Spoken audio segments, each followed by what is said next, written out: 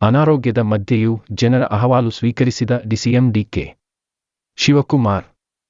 ಫಲಾನುಭವಿಗಳಿಗೆ ಹಕ್ಕುಪತ್ರ, ಟ್ಯಾಕ್ಸಿ, ದ್ವಿಚಕ್ರ ವಾಹನ ವಿತರಣೆ. ಕನಕಪುರ ಜೂ 21 ಅನಾರೋಗ್ಯದ ನಡುವೆಯೂ ತಮ್ಮ ಕ್ಷೇತ್ರದ ಜನರ ಅಹವಾಲು ಸ್ವೀಕರಿಸುವ ಮೂಲಕ ಡಿಸಿಎಂ ಡಿಕೆ ಶಿವಕುಮಾರ್ ಅವರು ಜನರ ಮನ ಗೆದ್ದರು.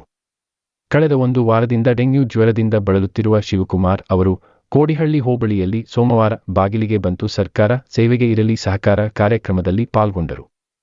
ವಿಧವಾ ಪಿಂಚಣಿ, ಬಗರ್ ಹುಕುಂ, ಸಾಗುವಳಿ ಜಮೀನು, ನಿವೇಶನ, ಮನೆ, ಈ ಖಾತಾ ಪಡಿತರ ಕಾರ್ಡ್ಗಾಗಿ ನೂರಾರು ಜನರು ಮನವಿ ಸಲ್ಲಿಸಿದರು. ಜನರ ಅರ್ಜಿಗಳನ್ನು ಸ್ವೀಕರಿಸಿ ಸೂಕ್ತ ರೀತಿಯಲ್ಲಿ ಸ್ಪಂದಿಸಿ ಪರಿಹಾರ ನೀಡುವುದಾಗಿ ಡಿಸಿಎಂ ಅವರು ಭರವಸೆ ನೀಡಿದರು. ನೂತನವಾಗಿ ರಚನೆಯಾದ ಕಂದಾಯ ಗ್ರಾಮಗಳ ಹಕ್ಕು ಪತ್ರ ಮತ್ತು ಫಲಾನುಭವಿಗಳಿಗೆ ಈ ಸ್ವತ್ತು ದಾಖಲೆಗಳನ್ನು ವಿತರಿಸಿದರು. ಫಲಾನುಭವಿಗಳಿಗೆ ಮೀನು ಹಿಡಿಯುವ ಸಲಕರಣೆಗಳ ಕಿಟ್ ವಿವಿಧ ಇಲಾಖೆಗಳ ವತಿಯಿಂದ ಸ್ಥಳೀಯ ಫಲಾನುಭವಿಗಳಿಗೆ ಟ್ಯಾಕ್ಸಿ, ಕಾರ್ಯಕರ್ತರು ದ್ವಿಚಕ್ರ ವಾಹನ ವಿತರಣೆ ಮಾಡಿದರು. ನನ್ನದೇ ಆದಂಥ ಒಂದು 10-12 ಜನ ಸಿಬ್ಬಂದಿ ಕೂಡ ಇದ್ದಾರೆ. ಪ್ರತಿ ಮನೆಗೂ ಪ್ರತಿ ಸಂದರ್ಭದಲ್ಲೂ ಕೂಡ ಹೋಗಿ ನಮ್ಮ ಲೀಡರ್ಸ್ ಜೊತೆ ಹೋಗಿ ಅಟೆಂಡ್ ಮಾಡ್ತಾರೆ. ಇವತ್ತೇನು ಈ ಅರ್ಜಿಗಳು ಬಂದಿದೆ ಇವನ್ನ ನಾವು ಮತ್ತೆ ಎಕ್ಸಾಮಿನ್ ಮಾಡಿಸ್ತೀನಿ. ನಾನು ಎಕ್ಸಾಮಿನ್ ಮಾಡಿ ಏನೇನು ಹೊಸ ಪ್ರಾಬ್ಲಮ್ ಇದೆ ಈ ನೋಡಿ. ಇಲ್ಲಿ ಇಷ್ಟು ಅರ್ಜಿಗಳ ಪೈಕಿ ಕೆಲವು ಮಾತ್ರ ಕೆಲವು ಪೆನ್ಷನ್ ವಿಚಾರದಲ್ಲಿ, ಕೆಲವು ಇವು income tax notice, GST notice ಆಗಿರೋದಕ್ಕೆ ಕೆಲವು ಸಿಕ್ಕಿಲ್ಲ ಅಂತ ಕೆಲವು ಮಾತ್ರ ಅರ್ಜಿಗಳು ಬಂದಿದೆ. ಕೆಲವು ಸ್ವಾಭಾವಿಕವಾಗಿ ಸೈಟ್ಗಳು ಕೂಡ ಬಂದಿದೆ. ಬೇರೆ ಬೇರೆ ಕೆಲವು ಜಮೀನು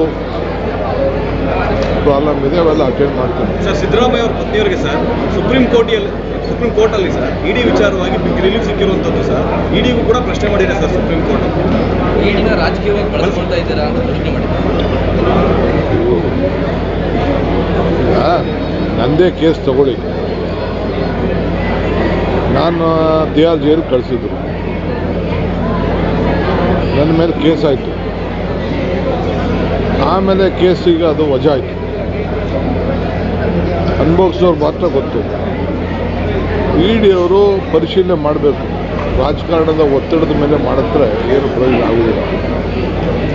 ಹಾಗೆ ಅವ್ರದ್ದಾಗಲೇ ಬಿ ರಿಪೋರ್ಟ್ ಎಲ್ಲ ಬರೆದಾಗಿತ್ತು. ತಿರ್ಗಿ ಅಪೀಲ್ ಹಾಕೋಂಥ ಪ್ರಶ್ನೆ ಉದ್ಭವ ಆಯ್ತಿರಲಿಲ್ಲ. ಬಹುಶಃ ಆ ವಿಚಾರದಲ್ಲಿ ಅವ್ರು ಅಪೀಲ್ ಹಾಕಿದ್ರು ಅಂತ ಕಾಣ್ತದೆ.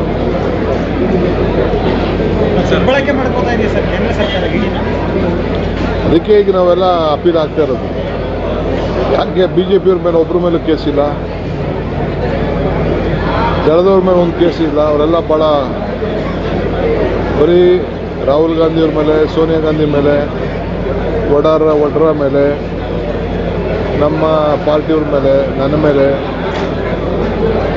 ಈಗ BJಪಿ ಹೋದವರೆಲ್ಲ ಕ್ಲೀನ್ ಆಗ್ಬಿಟ್ಟವ್ರೆ. Washing machine. Sir, tunnel corridor ಬಗ್ಗೆ ಸರ್ ಒಂದು ಟ್ವೀಟ್ ಮಾಡಿದ್ದಾರೆ ಸರ್. ಜೀರೋ ಲಾಜಿಕ್ ಇದು ಅವಶ್ಯಕತೆ ಇದೆಯಾ ಬೆಂಗಳೂರಿಗೆ ಅಂತ ಕೂಡ ಟ್ವೀಟ್ ಮಾಡಿರುವಂಥದ್ದು ಸರ್. ತಿಳಿಸಿ. ಈ ಪಾಪ ಇನ್ನು ನಮ್ಮ ಹುಡುಗ ಇನ್ನು ಹೊಸದಾಗಿ MP ಆಗಿದ್ದಾರೆ. ಏನೋ ನ್ಯೂಸಲ್ಲಿ ಇರಬೇಕು ಅಂತ ಮಾಡ್ತಾರೆ. ಈ ಅಸೆಂಬ್ಲಿಲಿ ಅವರ ದೊಡ್ಡ ಲೀಡರ್ಗಳಿದಾರಲ್ಲ, ಅವ್ರ ಕೇಳಿ ಚರ್ಚೆ ಮಾಡಿಸ್ಲಿ, ಅಲ್ಲಿ ಉತ್ತರ ಕೊಡ್ತೀನಿ. ಸರ್, ಈಗ ಹುಡುಗಿ ಗ್ರೇಟರ್ ಬೆಂಗಳೂರು ಪ್ರಾಧಿಕಾರಕ್ಕೆ ಸಂಬಂಧಪಟ್ಟ 2 ಪಂಚಾಯತಿನ ಬಂದ್ ಮಾಡಿ ಇವತ್ತು ರೈತರು ಪ್ರತಿಭಟನೆ ಮಾಡ್ತಾ ಇರುವಂಥದ್ದು. ನೋಡಿ ಅಪ್ಪ, ನಾನು ಮಾಡಿದ್ದಲ್ಲ, ಕುಮಾರಸ್ವಾಮಿಯವ್ರು ಮಾಡಿದ್ದು. ನಾ ಡಿನೋಟಿಫೈ ಮಾಡೋಕ್ಕೆ ಬರೋದು. ಬಟ್ ಅವ್ರಿಗೇನು ನ್ಯಾಯ ಒದಗಿಸ್ಕೊಡ್ಬೇಕೋ ಮಾಡೋಣ. ಅವತ್ತಿಂದ ಯಾಕೆ ವಜಾ ಮಾಡಲಿಲ್ಲ ಅದನ್ನು?